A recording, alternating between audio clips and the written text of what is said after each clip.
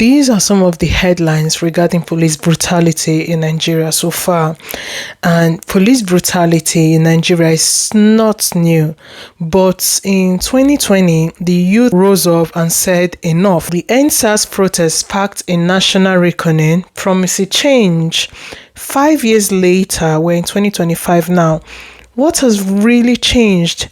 From major extortion at checkpoints to new killings in 2025, this video explores the major cases, data, ongoing protests, and both voices still speaking truth to power. Let's take it back to SARS. The Special Anti-Robbery Squad, SARS, was supposed to protect Nigerians from armed robbers. Instead, they became the robbers, the torturers, the murderers, and they profiled youths with iPhones, laptops, tattoos, or dreads. They extorted, raped, and killed with impunity. By 2020, the anger boiled over, and on October 11th, 2020, the government announced that SARS was being disbanded. And in due cognizance of the wide and legitimately held concerns of well-meaning citizens on the existence and operations of Special Anti-Robbery Squad as a responsive and citizen-oriented police force, it is hereby directed as follows. 1. The Special Anti-Robbery Squad of the Nigerian Police, otherwise known as SARS, is hereby dissolved across all formations, the 36 state police commands, and the Federal Capital Territory, where they currently exist. 2. All officers and men currently serving in the unit are to be deployed with immediate effect. I will leave a link to this video below, but Nigerians had heard this before. They demanded more after this statement: justice for victims and end to police brutality. In short, they wanted real reform, and the government promised to retrain and redeploy SARS officers and proposed a new tactical unit, SWAT. But the moment of hope quickly turned to horror on October 20th, 2020 in Lekki Toll Gate, as peaceful protesters waving Nigerian flags, singing the anthem, gunned down by soldiers. Although official denials followed, but the truth emerged. It was a massacre. This is one from BBC, just giving a brief detail of what happened. Olalekan Abidin, also known as Biggie, is a regular at the tollgate protest in Lekki. His family don't feel comfortable showing their faces on camera, but they want to let us know what Biggie was like. He wasn't someone who would keep a grudge because he was jovial. In our area, he was popular because he was sociable and outgoing. If I ever needed anything, he would support me. There is so much I miss about him. Despite the government announcing they will dissolve SARS, the protests continue. The government says hoodlums are hijacking the movement. On the 20th of October, to get the situation under control, the governor of Nigeria's most populous city, Lagos, announces a 24-hour curfew. It starts at 4 p.m. that day. A group at the Lekki Toll Gate defies the order. Victor Sunday is one of them. He's a comedian, so he liked to act comedy and sing song. That my brother was important, very, very important for me. He's my right hand. Victor arrives at the toll gate in the afternoon. It's his first time attending a protest. Also in the crowd was Nathaniel's brother, Abuja. He's a very nice boy. Leave a link to this video below, but basically many people died at Lekki Toll Gate, even if the government tried to deny that nobody died. A Lagos judicial panel initially said that 9 persons were killed and 4 presumed dead, 33 shot assaulted in Lekki Toll Gate shooting, but it was later discovered that 46 unarmed citizens were killed, wounded, or assaulted, and although Amnesty says that there were just 12 dead bodies. The world watched in horror, but after cameras left, did anything change? Despite promises of reforms, Nigerians still fear those that are meant to protect them. In fact, there's this article from this day that says that despite EndSARS protests, police brutality persists. And if we scroll down, it says, according to Human Rights Watch, a year after the October 2020 incident, Nigeria recorded about 164 cases of extrajudicial killings between January and September 2021. Another article in October 23, 2023 said that rights group Nigeria recorded more than 800 extrajudicial killings or executions in 3 years. If we scroll down, it says, across the country in less than 3 years, according to the international human rights group Global Rights. Let's touch on some cases of police brutality in Nigeria. One of the cases we've got is the one of Gafaru Buraimo, who was killed by a straight bullet in Lagos. By the way, this is a street protest that ignited after he was killed.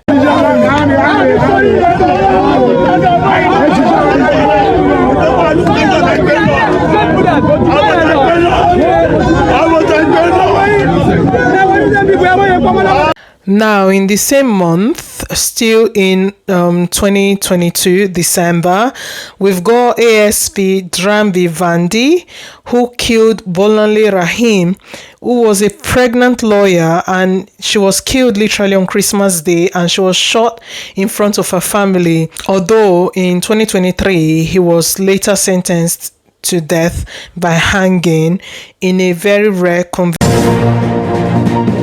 Thanks for joining us on TVC News this hour. We'll begin in Lagos, where a suspended police officer, Drambi Vandi, who was charged with shooting dead a Lagos-based lawyer, Omobolanle Rahim, has been sentenced to death by hanging. Justice Ibirunke Harrison, sitting at the Tafawa Balewa Square Annex Division of the Lagos State High Court, said its defense that it didn't shoot the deceased has no leg to stand on. Let's also look at the case of Emmanuel Onyeka, who was shot by the police in April 2023 over a 100 naira bribe, and protests of course erupted in Asaba. They say trace on phone at the Ogbogologo market. Enraged by the brutal action, they took the corpse of the deceased to the State Police Command headquarters to demand justice.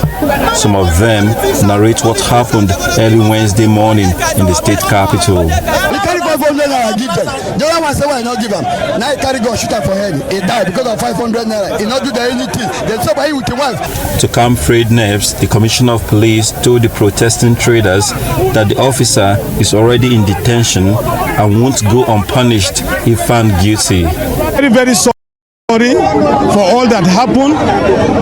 The force will not support this. I personally will ensure that all that needs to be done to the policeman or the policeman that is responsible. That has not been enough, apparently, because in the same April 2023, there were videos of 5 or 6 police officers who brutalized 2 civilians, and one used a machete, but there was no major accountability. So in fact, this is an article from This Day Live, and if we scroll down, it says that on April 21, 2023, some armed police officers were secretly filmed using a machete to smack 2 unidentified persons in Imo State.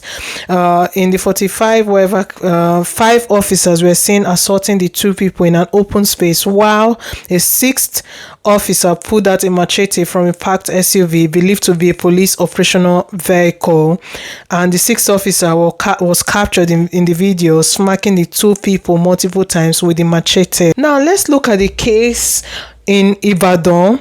in May, just last month, of a schoolboy who was heading to his exam, who was killed by a straight bullet. And in fact, this prompted media personality Mr. Macaroni to tweet in outrage and called them murderers and wicked and callous. Is demanding justice for his son. Senior reporter Olaide Oyiwole visited the grieving family and now reports. The news broke in the early hours of Tuesday. Heartbreaking. Then the other one, the twin vehicle, hit my car again. Then I just tried to, so as I managed to escape them, the next thing I heard the gunshot. We heard the gunshot. We're thinking maybe they released the bullet to scare people away.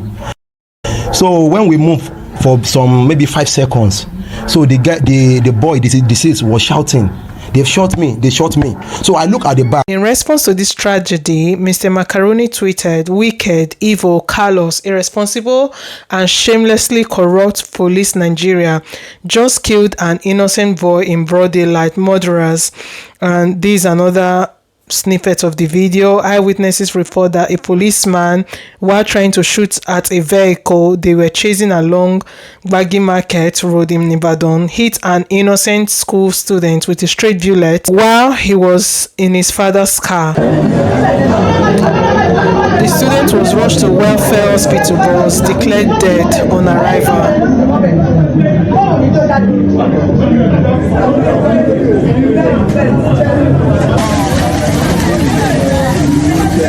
Now let's look at the case in Kwara State where a police officer called Sergeant Olalere Michael fatally shot a young woman in March 2023, and we've got an article here. It says Love Gone Sour, inside story of police sergeant who killed lover and self in Kwara. So I'll leave a link to this article so that you can go read through it by yourself. And we've got another case in Edo State, which particularly it hits me in the heart because of course I am an Edo girl. So we've got this case in July 2023 where a police van ran over a civilian in Ekboma. 7 officers were arrested after public outrage, and we've got this article from Premium Times that says that police confirms officers deliberately ran vehicle over handcuffed man. The same Edo State, May 2025, just last month, we've got youth protesting again, this time against EFCC, because EFCC is not left out. How they adopt and harass people, unharmed people. We've also even seen the case of VDM where apparently or allegedly, because I was not there, he was blindfolded and literally kidnapped in broad daylight. But let's watch this protest. And in fact, market women joined this protest, and we've got media personality MC Edo Pikin who has also spoken out in support of this protest. Society groups and human rights activists in Edo State under the auspices of Edo State Civil Society Organization on Monday, May 19, took to the street to protest against police brutality and extortion occasioned by the recent total crackdown on cultism and kidnappings by the Edo State government. The protesters, who marched around the ring road to the inner center of the King Square, causing gridlocks at King Square and Ajah Road, held various placards with inscriptions such as "We support fight against cultism. Edo lives matters." Mind you, at the time of me recording this video, this is just today is 3rd of June, and this video was just about 10 days ago, so let that sink in. Now, these are just some of the few stories that made headlines. There are hundreds more: routine abuses, extortions, beatings, unlawful arrest, and in fact the data is very damning. Between 2020 and June 2023, like I mentioned, 848 extrajudicial executions were recorded. In 2023 alone, 127 killings in just 6 months, and only a handful of officers were punished. From 271 killings in 2020 to 253 killings in 2022, the curve doesn't seem like it's falling. Why? because there is no accountability. Most killer cops walk free and most victims get no justice. Let's talk about extortion. Extortion is the daily face of police abuse. Officers target young Nigerians with phones, laptops, or cars. They arrest them on bogus charges and demand money. Those who resist, beaten, sometimes killed. In fact, in Delta, April 2023, like I mentioned previously, a man was shot for refusing to pay 100 naira. I played the video previously. And sometime in February, we've got an article that said that 3 men were arrested for extorting 100,000 naira from expatriates in Lagos. So what happened was that this foreign businessman was extorted 100,000 naira, and I kid you not, police also gave him a receipt. It is not a laughing matter, but it's so despicable, so disgusting that I laugh. People who know me know that when I'm frustrated, I laugh. So this is the article, and we've got another article from Sahara Reporters that states that a diaspora returnee was kidnapped and family were extorted for 151 million naira, and there were allegations of police commanders taking a cut. In fact, this is the article here. 4 police inspectors adopt foreign base, blah blah blah, and they whisk him away from Lagos to Abuja. And this was revealed in a petition addressed to the Inspector General of Police, Kayode Egbetokun, dated May 2, 2025, and obtained by Sahara Reporters on Saturday. So what happened is that this happened in 2024, but was only discovered in May last month by Sahara Reporters. After EndSARS, the government promised reform, panels of inquiry, compensation, a new police act. Some victims were paid, some officers dismissed, but prosecutions few and far between. The 2020 Lekki killings, still no justice, no soldier charged. The government launched SWAT to replace SARS, but same tactics, same brutality, different names. Body cams were promised, better training, mental health checks. On the streets, nothing feels different. Good afternoon, happy Sunday. Our attention has been drawn to a series of appalling and obnoxious complaints of police brutality in Edo State. Like I clearly stated in my previous videos, we should learn to start taking steps and not making numerous videos, because these people already don't know, say we will do videos. So some of them even say it, they will just rant and nothing will happen. So we should be smarter. We should learn to start taking steps. You understand?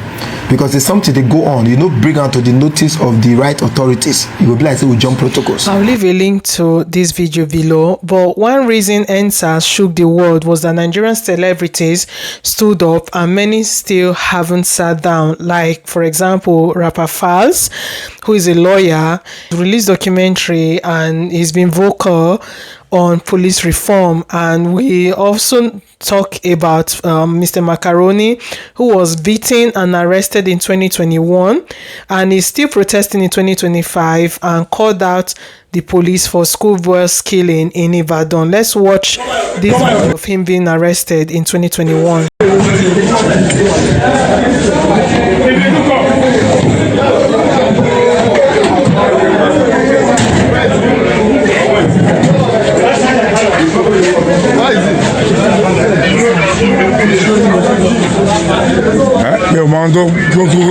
And you in person. We are paid for that.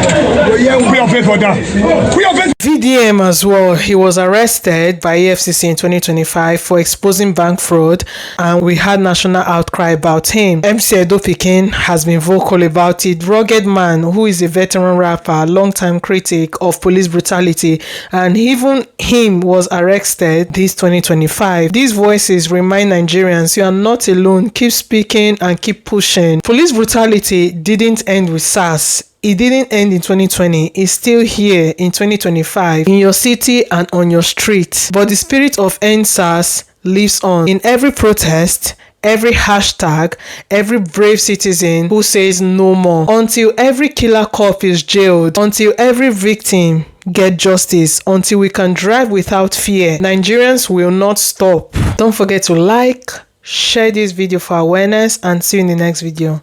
Bye.